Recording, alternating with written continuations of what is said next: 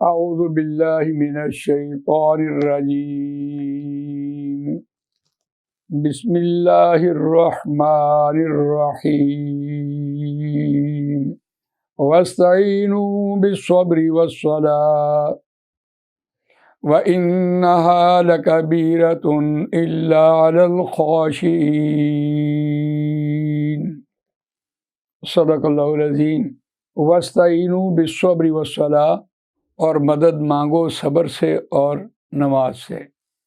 وَإِنَّهَا لَكَبِيرَةٌ، اور بے شک یہ نماز البتہ بہت بھاری ہے۔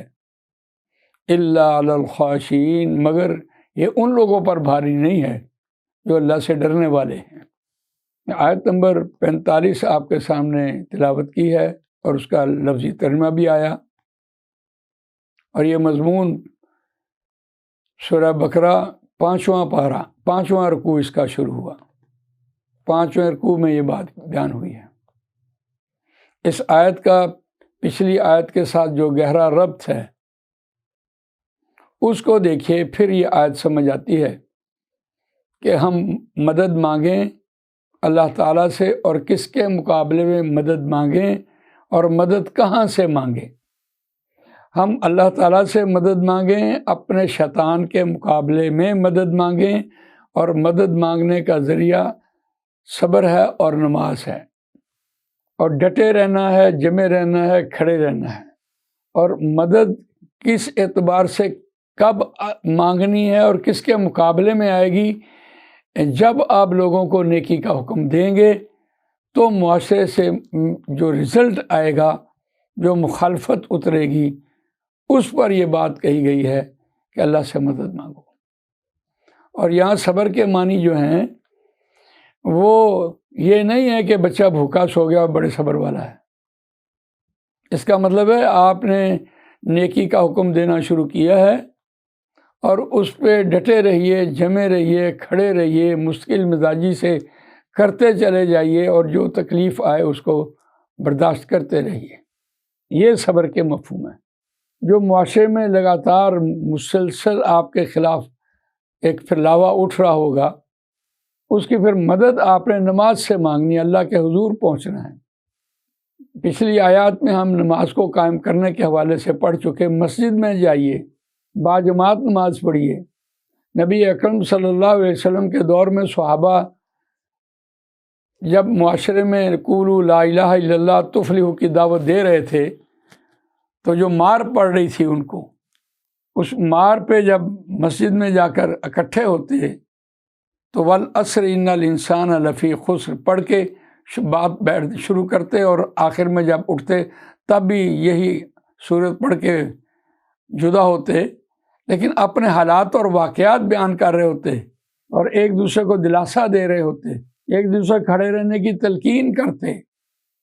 اس اعتبار سے دیکھیے کہ نماز باجماعت اور وہاں جا کر ایک دوسرے سے اپنے خیالات کا اظہار اور ایک دوسرے کو دلاسا اور ایک دوسرے سے اس کے معاملات زندگی، اس کی دعوت، نماز باجماعت کے بغیر تو کوئی ذریعہ ہی نہیں ہے انسانوں کا آپس میں اکٹھے ہونے کا۔ اس لیے قرآن مجید نے کہا کہ مدد مانگو اللہ سے اور ڈٹے رہو۔ کس کے مقابلے میں؟ شیطان کے مقابلے میں، نفس کے مقابلے میں، اور وہ جو آپ لوگوں کو نیکی کا حکم دیتے ہیں اور اس نیکی پر جو تکلیفیں آ رہی ہوتی ہیں اس پر، اور نماز میں اکٹھے ہو اور آپس میں سر جوڑ کے بیٹھو اور ایک دوسرے سے اپنے حالات اور واقعات کا تذکرہ کرو اور ایک دوسرے کو دلاسا دو۔ یہ ہے وہ آیت۔ قرآن مجید نے جہاں بھی واستعینوا کا ترجمہ کیا ہے، بتایا ہے، اس کو دیکھیں۔ وَإِيَّاكَ نَعْبُدُ وَإِيَّاكَ نَسْتَعِينُ، خالص ہم تیری ہی عبادت کرتے ہیں اور خالص تجھی سے مدد مانگتے ہیں۔ وہ مدد کس اعتبار سے؟ یہاں بات سمجھ آتی ہے، اپنے نفس کے مقابلے میں، شیطان کے مقابلے میں، اور معاشرہ جو آپ کی بات نہیں مانتا اس کے مقابلے میں۔ اور یہی مضمون یا ایھا الذین آمنوا استعینوا بالصبر والصلاۃ ان اللہ مع الصابرین، دوسرا پارہ ہے۔ وَلَا تَقُولُوا لِمَنْ يُقْتَلُ فِي سَبِيلِ اللَّهِ أَمْوَاتٌ بل احیاء ولکن لا تشعرون۔ یہاں ان کی اس رکوع میں ان کی خرابیوں اور اہل ایمان کو کھڑے رہنے کی تلقین کی ہے، اور دوسرے بارے میں دیکھیے اہل ایمان سے مخاطب ہوا، یا ایھا الذین آمنوا، اے وہ لوگوں جو ایمان لائے ہو، مدد مانگو صبر سے اور نماز سے، بے شک اللہ ڈٹے رہنے والوں کے ساتھ۔ اگر یہ کام کرتے چلے گئے تو قرآن مجید نے پہلے رہنمائی دی ہے، اور قرآن کی رہنمائی کیا ہے کہ اگر اس راستے میں آپ ڈٹے رہے جمے رہے تو یاد رکھیے جان چلی جائے گی۔ ہاں اگر اس جان دینے کا ارادہ ہے، ہو صداقت کے لیے، جس دل میں مرنے کی تڑپ، پہلے اپنے پیکر خاکی میں جان پیدا کرے کہ حق پر رہنا ہے اور کھڑے رہنا ہے، جمے رہنا ہے، چاہے جان چلی جائے۔ اور قرآن مجید نے یہاں پہلے بات کہی، وَلَا تَقُولُوا لِمَن يُقْتَلُ فِي سَبِيلِ اللَّهِ أَمْوَاتٌ، اور نہ تم ان لوگوں کو ہو جو اللہ کی راہ میں مارے جائیں، ان کو مردہ نہ کہو، وہ زندہ ہیں، بل احیاء ولکن لا تشعرون، اور لیکن تم شعور نہیں رکھتے۔ تو قرآن مجید کی اس اعتبار سے رہنمائی دیکھیں، بنیادی طور پر معاشرے کی اصلاح سے بات چلتی ہے، لیکن اس کی چوٹی کیا ہے؟ میدان جنگ، کفر کے مقابلے میں آؤ، لیکن کب آؤ؟ جب آپ کے پاس اتنی قوت ہو۔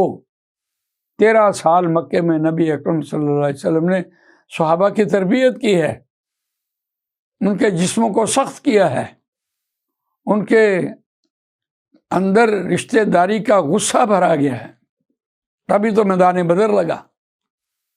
وہی امیہ بن خلف حضرت بلال کے سامنے آیا جو مکے میں اس کا اجر تھا، پھر کیا حال ہوا اس کا۔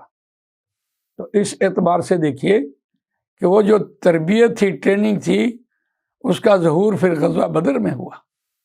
پہلے معاشرے کی اصلاح سے بات چلتی چلتی اہل ایمان کو وہ روح بخشی جاتی ہے، پھر وہ جو نماز سے مدد مانگتا ہے، وَاسْتَعِینُوا بِالصَّبْرِ وَالصَّلَاةِ وَإِنَّهَا لَكَبِیرَةٌ، اور بے شک البتہ یہ نماز بہت بھاری ہے۔ بات قرآن صحیح کہہ رہا ہے۔ کن لوگوں کے لیے بھاری ہے؟ جو لوگ اللہ سے نہیں ڈرتے، جن کے دل میں اللہ کا خوف نہیں ہے، جن کو اس بات کا یقین ہی نہیں ہے کہ مرنے کے بعد اٹھنا ہے، جن کو اس بات کا پختہ یقین ہے کہ مرنے کے بعد اٹھنا ہے، ان کے لیے نماز بھاری نہیں۔ موت تو سب کو نظر آ رہی ہے کہ عزیز و اقارب جو ہمارے سامنے مر رہے ہوتے ہیں، جا تو رہے ہوتے ہیں، لیکن دوبارہ اٹھنے کا وہ کامل یقین، وہ علامت ہے ان لوگوں کے لیے جو نماز باجماعت پڑھتے ہیں، وہی اللہ سے ڈرتے ہیں۔ تو بہرحال اللہ تعالیٰ مجھے آپ کو قرآن مجید پڑھنے، سمجھنے، اس پر عمل کرنے، اس کو دوسروں تک پہنچانے کی توفیق عطا فرمائے۔ سبحانک اللہم و بحمدک، نشہد ان لا الہ الا انت، نستغفرک و نتوب